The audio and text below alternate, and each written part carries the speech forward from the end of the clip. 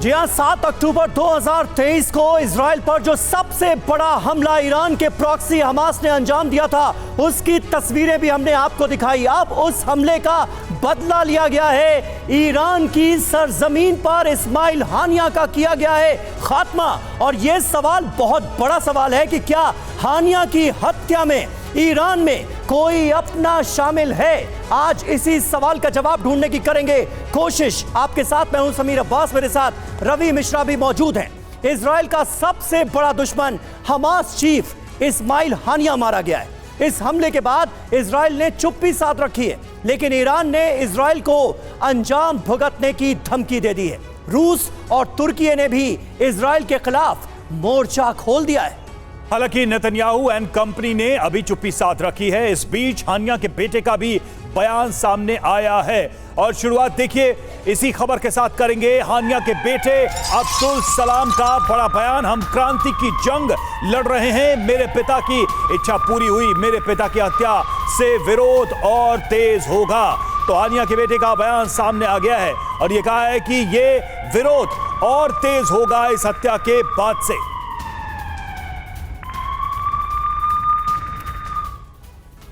तो देखिए, लगातार एक के बाद एक धमकियों का सिलसिला जारी है। इस्माइल हानिया की बहू एनस हानिया का भी बयान सामने आया है। कष्ट बहुत बड़ा है, लेकिन सबका अंत तय है, ये कहा है इस्माइल हानिया की बहू ने। बड़ी क्रांति होगी, ये कहा जा रहा है हानिया की इस वक्त की लीडरशिप के जरिए, यानी इजराइल को यह बताने की कोशिश कि अब बड़े हमलों के लिए वो तैयार रहे। بقلوب راضية بقضاء الله وقدره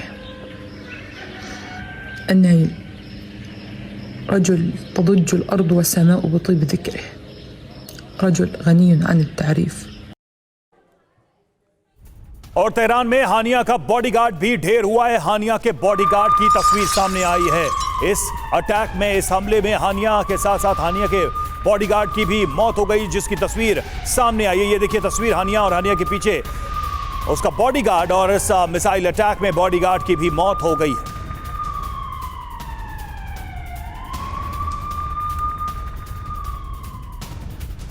और देखिए बड़ी खबर, हानिया की हत्या को लेकर ईरान भी शक के घेरे में है। ईरान की राजधानी तेहरान के हाई सिक्योरिटी जोन में हत्या को लेकर उठे सवाल। हानिया के तेहरान में होने की सबको जानकारी थी। ईरानी नेतृत्व के घर से 150 मीटर की दूरी पर, सिर्फ और सिर्फ 150 मीटर की दूरी पर इस हत्या को अंजाम दिया गया है और इसे लेकर अब तमाम गंभीर सवाल खड़े हो रहे हैं।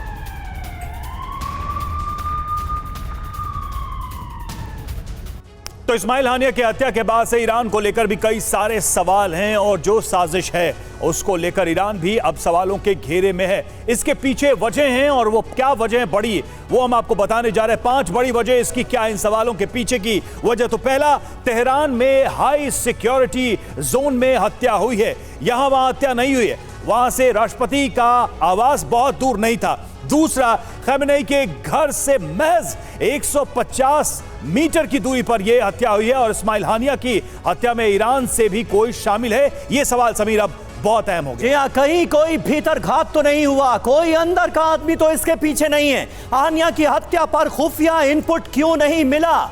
इंटेलिजेंस सवालों के घेरे में है इस बार ईरान की। क्या मिसाइल को गिराया नहीं जा सकता था? उसे पहले ही नष्ट नहीं किया जा सकता था? यह है बड़ा सवाल। खास बात देखिए क्या है, ईरान के नए राष्ट्रपति पेजेश्कियान पश्चिम के समर्थक माने जाते हैं, कंपैरेटिवली काफी लिबरल माने जाते हैं रईसी से। अमेरिका इजराइल से ईरान की कोई डील तो नहीं हो गई? यह भी अपने आप में बहुत अहम सवाल है। सुमित, क्या लगता है वो इलाका ईरान की राजधानी तेहरान का जहां परिंदा भी पर नहीं मार सकता, ये खास बिल्डिंग भी आईआरजीसी के गार्ड्स के सुरक्षा घेरे में, तमाम सुरक्षा के लंबे चौड़े इंतजाम, उसके बावजूद भी ठीक उसी बिल्डिंग पर मिसाइल अटैक हो जाता है जिसमें इस्माइल हानिया मौजूद था। यह संभव कैसे हुआ? कहीं कोई भीतर घात तो नहीं?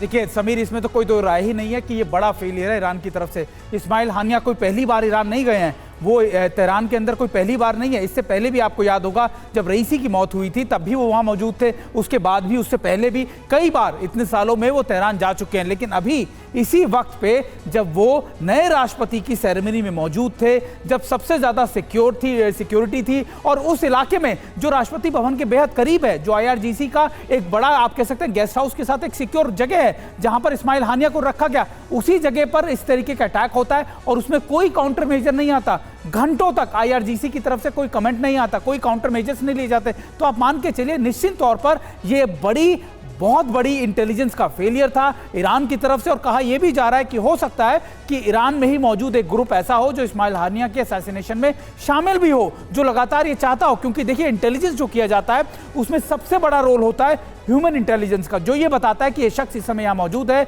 यहाँ पर इसके सिक्योरिटी कौन कौन सी है, कितनी लेयर की सिक्योरिटी से मिल रखी है, कौन से फ्लोर पर वो मौजूद है, कौन से कमरे में वो मौजूद है और कहाँ कहाँ पर जो उसके लैप्सेस हैं वो हो सकते हैं, कहाँ कहाँ पे ग्रे जोन्स हैं, कहाँ कहाँ पे ग्रे एरियाज हैं, वो सब बताया जाता है और उसी के बाद इस तरीके की स्ट्राइक्स को प्लान किया जाता है, एग्जीक्यूट किया जाता है।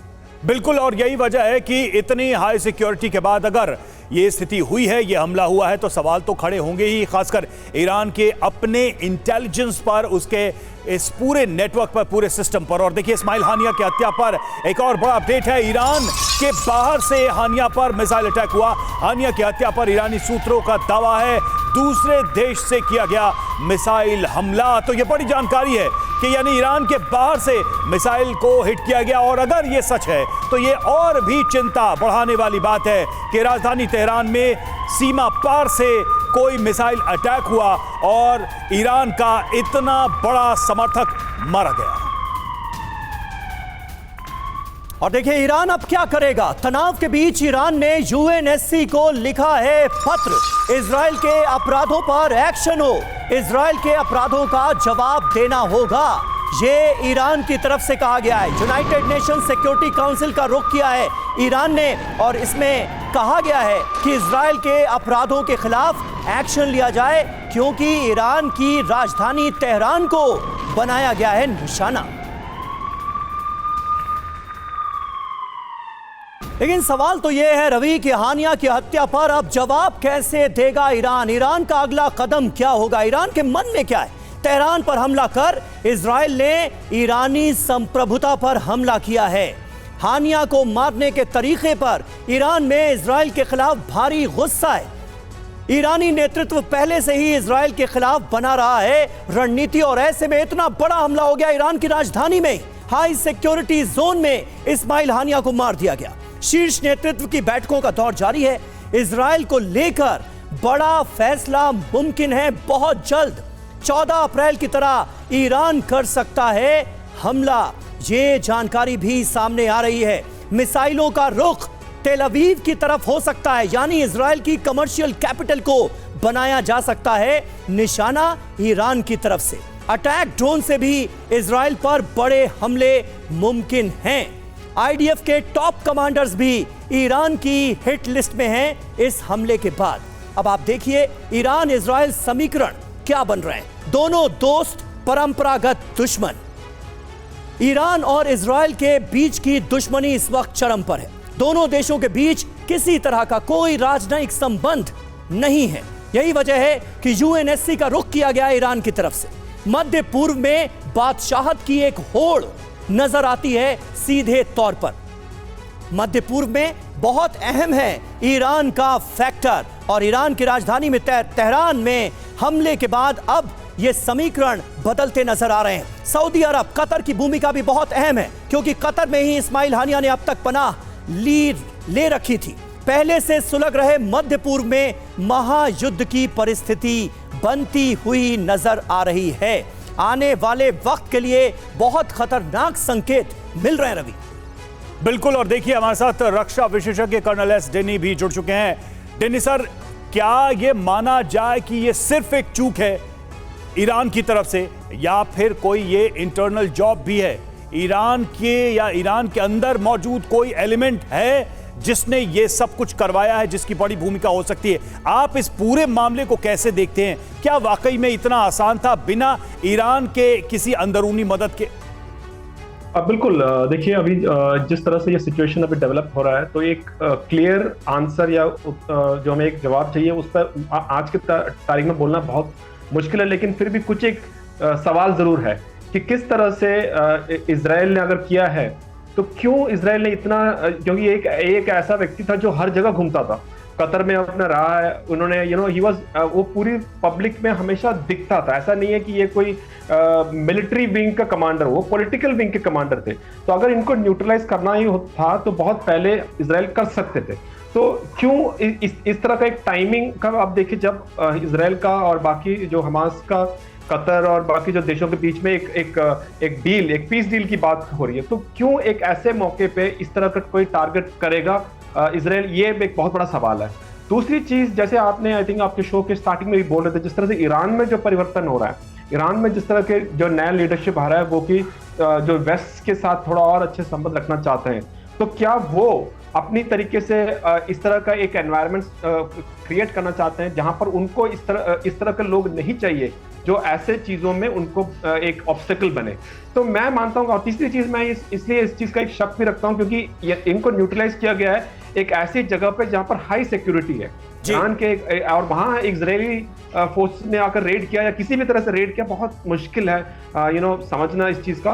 तो ये सब चीजों के मद्देनजर मैं ये मानता हूँ कि थोड़ा और हमें कॉन्फिडेंशियल मतलब बोलना की, बिल्कुल या बिल्कुल कॉन्फिडेंटली तो कोई अभी कुछ कह नहीं सकता, लेकिन शक जरूर जा रहा है ईरान की अंदरूनी राजनीति पर भी। पेजेश्कियान वेस्टर्न वर्ल्ड के काफी करीबी माने जाते हैं कंपैरेटिवली इब्राहिम रईसी के, इसलिए भी कई तरह के सवाल उठ रहे हैं। इस बीच ईरानी विदेश मंत्रालय का बड़ा बयान क्या कहता है? हानिया का पवित्र खून व्यर्थ नहीं जाएगा, यह कहा गया है। इजराइल इस शैतानी हरकत की कीमत चुकाएगा। इस हमले को शैतानी हरकत करार दिया गया है। इजराइल को उसके अपराधों की सजा जरूर मिलेगी। ये ईरान के विदेश मंत्रालय का आधिकारिक बयान हम आपको दिखा रहे हैं, सुनते हैं।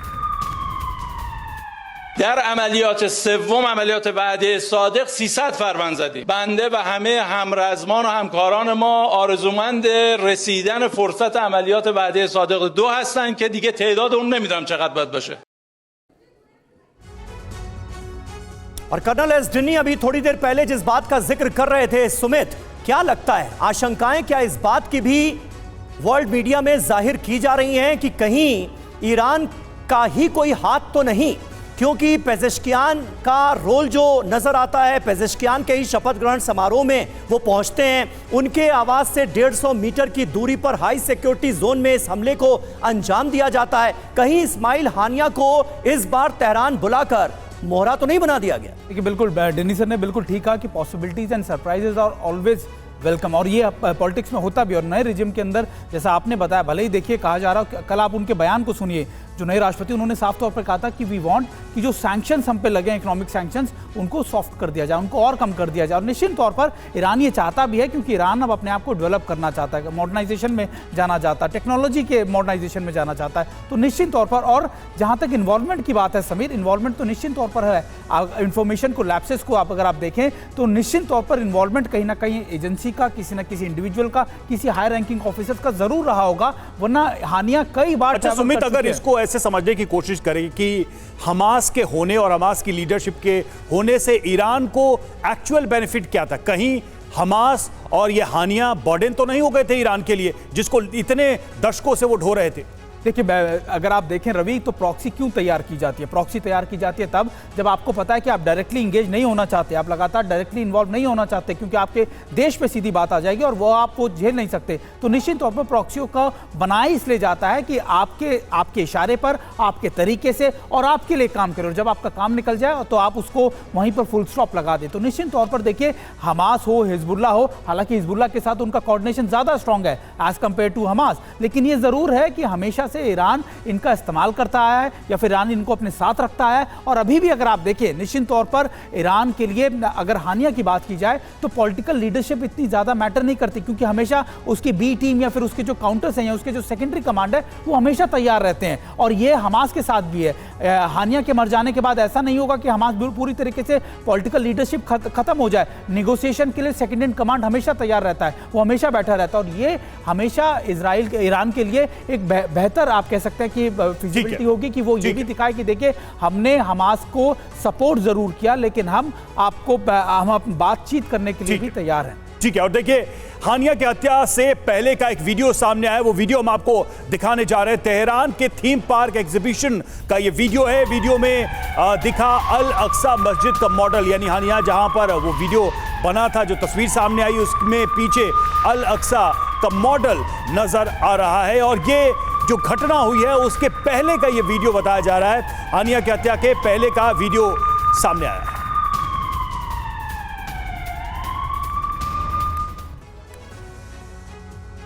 तो देखिए ये डेवलपमेंट जो है वो बहुत बड़ा है। हानिया को अंदाजा भी नहीं था कि जिस तेहरान में वो खुद को इतना सुरक्षित महसूस कर रहा था, इतना महफूज मान रहा था, वहीं उसकी कब्र बन जाएगी। आपको बताते हैं मोसाद के ऑपरेशन से जुड़ी अहम बातें, क्योंकि कहा यह जा रहा है कि मोसाद और CIA का जॉइंट ऑपरेशन इसके पीछे हो सकता है। करीब 15 साल से इस्माइल हानिया की ट्रैकिंग की जा रही थी। इजराइल के सबसे बड़े दुश्मन को ट्रैक किया जा रहा था। CIA और मोसाद ने लोकेशन पता लगाई। ये अब बड़ी जानकारी सामने आ रही है। लोकेशन मिलते ही सटीक मिसाइल स्ट्राइक की गई है, जिसमें इस्माइल हानिया को मौत के घाट उतार दिया गया। गाइडेड मिसाइल से यह बड़ा हमला अंजाम दिया गया। हमले की पूरी डिटेल सामने आ रही है रवि।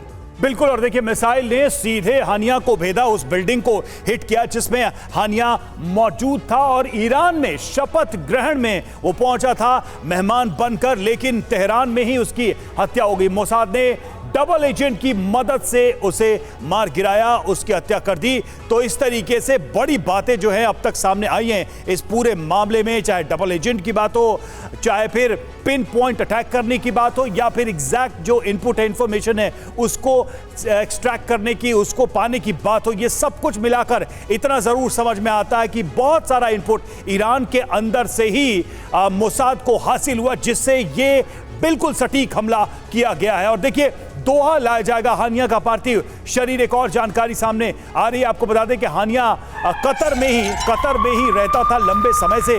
वही उसका एक तरीके से सेंटर था, वहीं से सारे पॉलिटिकल ऑपरेशंस होते थे। और कतर की राजधानी दोहा लाया जाएगा हानिया का पार्थिव शरीर अंतिम संस्कार के लिए। और हानिया की हत्या के बाद हमास का एक्शन दिखा। बदले के लिए हमास ने पूरी प्लानिंग की, नया प्लान बनाया। ईरान हिजबुल्लाह से बात कर रहा है हमास।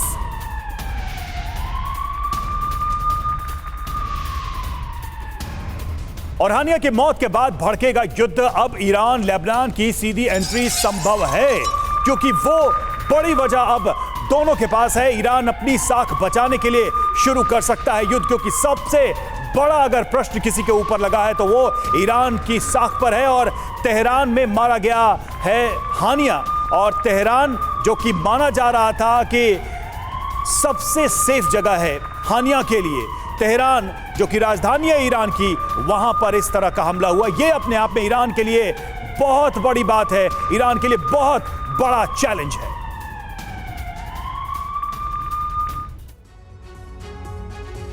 तो क्या अब अरब में बहुत बड़ी तबाही के आसार हैं? ये जंग आखिर कहां जाती हुई नजर आ रही है, इस पर आइए जरा गौर करते हैं। बहुत बड़ी ये खबर है, हमास चीफ इस्माइल हानिया का मारा जाना। ये ईरान के लिए भी बहुत बड़ा झटका है, क्योंकि उसकी अपनी जमीन पर यह अटैक हुआ है। तेहरान में इस्माइल हानिया को ढेर कर दिया गया एक मिसाइल अटैक में। इजराइल पर अब चारों तरफ से हमले बढ़ेंगे, इसके आसार सीधे तौर पर नजर आते हैं। सारे के सारे प्रॉक्सी ग्रुप इजराइल पर अटैक करेंगे, यानी हूती, हिजबुल्लाह, हमास अब मिलकर इजराइल से बदले की फिराक में। बिल्कुल, और ये भी है कि ईरान की तरफ से भी इजराइल निशाना बनेगा। ईरान भी हो सकता है कि सीधे हमले शुरू कर दे।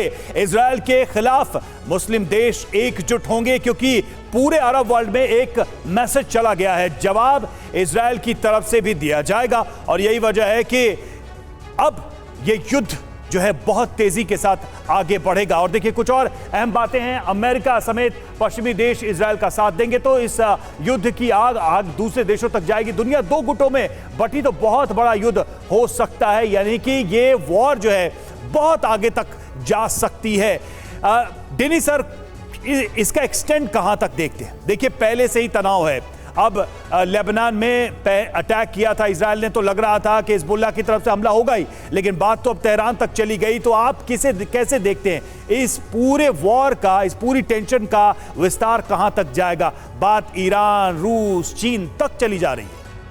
बिल्कुल, क्योंकि हम देख रहे हैं कि जैसे ही कोई एक सीज फायर की बात चल रही हो या कोई पीस टॉक्स की बात चल रही हो, एक सडन एस्केलेशन देखते हैं। जैसे हिजबुल्लाह की तरफ से अभी इजराइल के खिलाफ अटैक हुआ प्लेग्राउंड में, और इजराइल ने जैसे रिटेलिएशन किया। और अभी भी आप देखिए यहाँ पर ईरान के जो प्रेसिडेंट का जिस तरह से जो ओथ टेकिंग सेरेमनी उस टाइम पे वहां पर अटैक करना, मेरे ख्याल से ये क्लियर दिखाता है कि देयर आर मतलब ऐसे फोर्सेस हैं जो कि इजराइल और हमास का जो अभी जो युद्ध चल रहा है उसको किसी भी तरह पीस की तरफ लेकर ना आए, ऐसा एक क्लियर स्ट्रैटेजी हमें दिख रहा है। और उसी में अब क्या होने वाला है कि और भी देश उसके अंदर आ सकते हैं। और क्योंकि ये काफी टाइम से एक तनाव एटलीस्ट वेस्ट एशिया में उस एरिया में है कि जिस तरह से एक गाजा में जो उनके रिप्रेजेंटेशन है उस तरह से नहीं कर रहे हैं, उनकी मदद नहीं कर रहे हैं। तो मेरे ख्याल से ईरान की एक ये भी एजेंडा हो सकता है कि एक पूरी जो मुस्लिम कंट्रीज है उनको रैली करने के लिए, उनको अपनी तरफ लेकर आने का भी एक है। और मेरे ख्याल से जो अभी एक और चीज हमें ध्यान में रखना है कि यूएस के साथ में भी, यूएस में इलेक्शंस होने वाले हैं, तो वहां पे भी काफी प्रेशर होगा कि किस तरह से ऐसे एक्शंस का रिएक्शन किस तरह से होगा। तो मेरे ख्याल से एक बहुत ही फ्लक्स सिचुएशन बिल्कुल और ये भी अपने आप में एक बड़ा सवाल है कि इस्माइल हानिया की हत्या के बाद भी क्या एक साथ अरब वर्ल्ड एक प्लेटफॉर्म पर आएगा इजराइल के खिलाफ, क्योंकि सबके अपने अपने वेस्टेड इंटरेस्ट सीधे तौर पर नजर आते हैं। वहीं हानिया की हत्या के बाद इजराइल में अलर्ट है। इजराइल ने 24 घंटे के लिए एयर स्पेस बंद कर दिया है। हमले की आशंकाओं के बीच एयर स्पेस को बंद कर दिया गया है। तमाम तरह के एहतियाती कदम पहले से ही उठाए जा रहे हैं इजराइल में, क्योंकि बड़े हमले की आशंका है।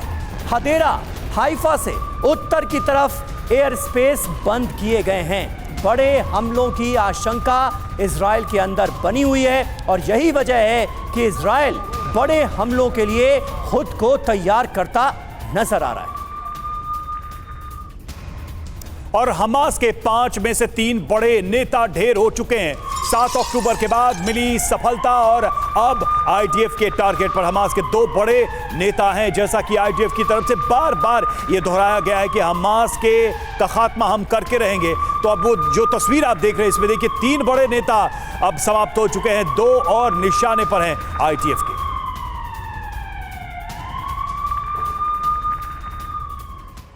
और देखिए इजराइल के 4 बड़े दुश्मन अब तक ढेर हो चुके हैं। यानी इजराइल ने हमले का जो बदला लिया है वो अपने आप में ईरान के तमाम प्रॉक्सीज के लिए खतरे की घंटी की तरह है। इम्पॉसिबल को पॉसिबल कर दिखाया इस्माइल हानिया की हत्या करके। कहां? ईरान की राजधानी तेहरान में। इसके अलावा सालेह अल अरूरी, मरवान इस्सा, मोहम्मद दाइफ, ये तमाम दुश्मन इजराइल के अब ढेर हो चुके हैं, इनका खात्मा हो चुका है। तो इजराइल जिस तरह से बदला ले रहा है वो भी ईरान के तमाम प्रॉक्सीज के लिए अपने आप में एक सबक है। बिल्कुल, तो देखना होगा कि इजराइल के कितने दुश्मन अब तक खत्म हो चुके हैं जब से ये लगातार ऑपरेशन चल रहा है। बिग बॉल के माध्यम से हम इसको समझने की कोशिश करते हैं। तो नेतन्याहू के कितने दुश्मन खलास हुए 7 अक्टूबर 2023 के बाद की ये हिट लिस्ट है। अब आप इसमें हम एक एक करके देखें। इस्माइल हानिया जो आज की तारीख की सबसे बड़ी खबर है, इस्माइल हानिया हमास चीफ का खात्मा हो चुका है। दूसरी तरफ सालेह अल अरूरी, इजरायली एयर स्ट्राइक में इसे मार गिराया गया। मुस्तफा मोहम्मद अबू आरा वेस्ट बैंक में इसे मौत के घाट उतार दिया गया। वो लिस्ट हम बता रहे हैं जो 7 अक्टूबर के बाद बनी थी। बिल्कुल, अहमद जाबरी 2012 में हवाई हमले में इसकी मौत हुई। महमूद अल मबू 2010 में दुबई में एक मिशन में मौत हुई।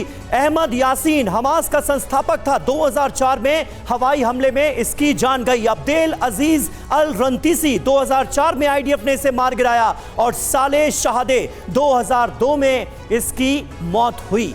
तो कुल मिलाकर आप देखिए इजराइल कैसे अपने दुश्मनों का एक एक करके सफाया करता नजर आ रहा है, ये हमें सीधे तौर पर पता चलता है। सुमित, ईरान से अब क्या खबरें सामने आ रही हैं? क्योंकि थोड़ी देर पहले सिक्योरिटी काउंसिल की मीटिंग हो रही थी, सुप्रीम लीडर खामेनेई यहां पर मौजूद थे, उसके बारे में मैं आपसे जानकारी चाहूंगा। लेकिन हिजबुल्लाह का बयान आ गया है, इस्माइल हानिया पर हिजबुल्लाह का बयान सामने आया है। हानिया हमेशा शहादत के लिए तैयार थे, ये कहा गया है। किसकी तरफ से? हिजबुल्लाह की तरफ से। लेबनान में भी बड़ा अटैक इजराइल ने किया है, बेरूत को निशाना बनाया गया है, हिजबुल्लाह के कमांडर्स निशाने पर हैं, हिजबुल्लाह के एक बड़े कमांडर को ढेर भी किया गया है। और अब हिजबुल्लाह का ये पहला बयान इस्माइल हानिया की मौत पर। सुमित चौधरी हमारे सहयोगी इस वक्त हमारे साथ मौजूद हैं। हिजबुल्लाह का ये बयान क्या बता रहा है? और ये तो सीधे सीधे ऐसा लग रहा है कि हमास और हिजबुल्लाह दोनों के साथ एक साथ वॉर का ऐलान कर दिया गया है, वॉर की मुनादी कर दी गई है इजराइल की तरफ से। यानी इजराइल की इस बार प्लानिंग बड़ी है। सुमित, देखिए बिल्कुल इजराइल की प्लानिंग भी बड़ी है और इजराइल अगर आप देखें नेतन्याहू जैसा जब से अमेरिका से बाहर वापस आए हैं तब से लगातार इन अटैक्स को किया जाता है, तो इसकी पॉसिबिलिटी बहुत बड़ी है, बहुत प्रबल है कि देखिए वहां जाकर उनको आपको उनके भाषण को याद होगा कि उन्होंने कहा कि हिजबुल्लाह जब अटैक करता है उसके पीछे कौन होता है? ईरान। जब हमास अटैक करता है उसके पीछे कौन होता है? ईरान। जब हूती जब अटैक करता है तो उसके पीछे कौन होता है? ईरान। तो निश्चित तौर पर उनकी तरफ से साफ तौर पर यह मैसेजिंग दे दी गई थी उस समय कि अब हमको सीधे ईरान पर ही अटैक करना है, अब हमको वहीं पर अपने दुश्मनों को मारना है। और यही वजह है कि अगर सुमित, यहां पर आपको थोड़ी देर के लिए रोकना चाहूंगा क्योंकि देखिए स्क्रीन पर क्या तस्वीरें चल रही हैं। स्क्रीन पर तस्वीरें जो इस वक्त हम दिखा रहे हैं वो गोलान हाइट्स में जो हमला हुआ था उसका ये नया वीडियो है। गोलान हाइट्स में जब बड़े हमले अंजाम दिए गए उस वक्त हमले के बाद किस तरह की अफरा तफरी मची हुई थी उसकी तस्वीरें। और देखिए हानिया की मौत पर कतर का बयान सामने आया। कतर ने कड़े शब्दों में हत्या की निंदा की है। कतर वो देश जहां पर हानिया का ठिकाना था, हानिया वहीं से ऑपरेट करता था लंबे समय से, और एक तरीके से देखा जाए तो जो टोटल कंट्रोल था हमास का वो सब कुछ कतर से ही हो रहा था। इस बीच कतर की तरफ से ये प्रतिक्रिया, कड़े शब्दों में इस हत्या की निंदा। तो देखिए इजराइल ने पिछले 12 घंटे में अरब वर्ल्ड को हिलाकर रख दिया। हिजबुल्लाह के टॉप कमांडर के मार गिराए जाने के बाद इजराइल ने अपने सबसे बड़े most wanted Hamas chief Ismail Haniyeh को भी मिसाइल हमले में ढेर कर दिया। इजराइल के इस बारूदी इंतकाम से ईरान से लेकर पूरे अरब वर्ल्ड में सनसनी मच गई है। क्या है इस्माइल हानिया के खात्मे की इनसाइड स्टोरी? हमारी ये स्पेशल रिपोर्ट देखिए।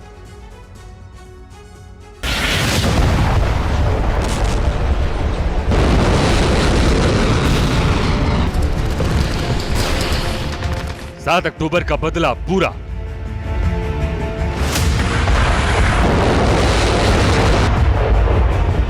सबसे बड़े नरसंहार का प्रतिशोध संपन्न।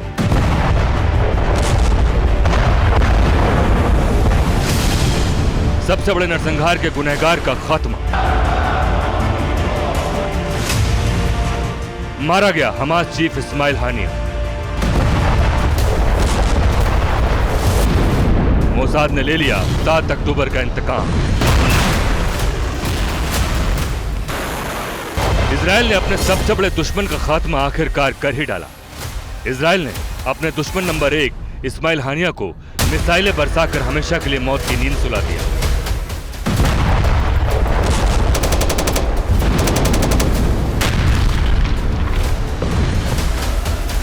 इस्माइल हानिया कैसे मारा गया, इसकी इनसाइड स्टोरी को बताने से पहले आपको बता दें कि 12 घंटे के अंदर इजराइल ने अपने 2 बड़े दुश्मनों को ढेर कर दिया है।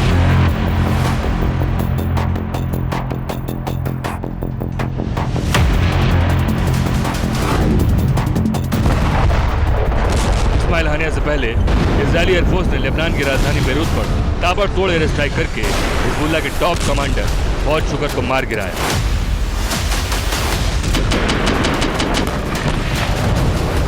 इसके कुछ ही घंटों बाद इजराइल ने हमास चीफ का भी खात्मा कर दिया।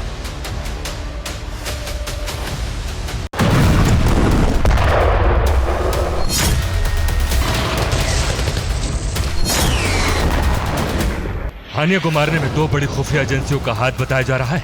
इजरायली खुफिया एजेंसी मोसाद और CIA ने हानिया की लोकेशन इजरायली एयरफोर्स को दी थी। फिर हानिया की सही लोकेशन को ट्रेस किया गया। सही लोकेशन मिलने के बाद हानिया पर जबरदस्त मिसाइल हमला हुआ।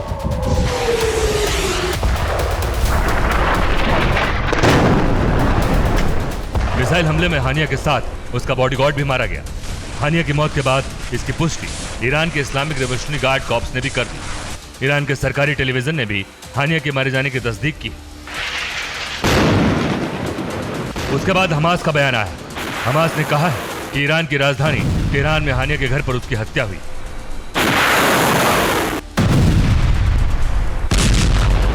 तेहरान में हानिया के घर पर इजराइल ने मिसाइलों से बम बरसाए।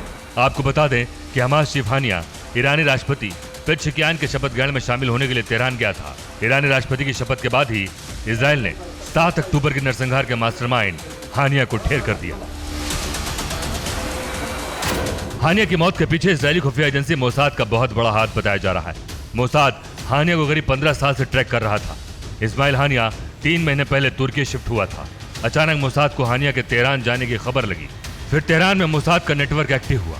तेहरान में इस्माइल हानिया को कड़ी सुरक्षा में रखा गया था, लेकिन मोसाद के डबल एजेंट की वजह से हानिया के मारे जाने का रास्ता साफ हो गया।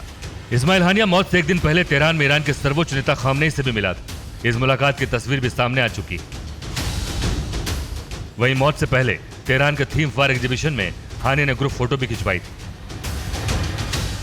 हानिया की मौत के बाद अब इजराइल में अलर्ट है। इजराइल ने 24 घंटों के लिए अपना एयर स्पेस बंद कर दिया है। हमास की ओर से हमले की आशंकाओं के बीच इजराइल ने अपना एयर स्पेस बंद किया है। वहीं बेंजामिन नेतन्याहू के दफ्तर ने मंत्रियों की हानिया की मौत पर किसी भी तरह की बयानबाजी न करने की हिदायत दी है। उधर हानिया के मारे जाने के बाद हमास ने इजराइल को अंजाम भुगतने की धमकी दी है। हमास ने कहा है कि इजराइल को हानिया की मौत की सजा जरूर मिलेगी। हानिया की मौत के बदले के लिए हमास ने प्लान बना लिया है। ईरान और हिजबुल्लाह से भी हमास बात कर रहा है। हानिया की मौत के बाद ईरान में भी इमरजेंसी बैठकों का दौर शुरू हो गया है। Bureau report, TV9 Bharatvarsh.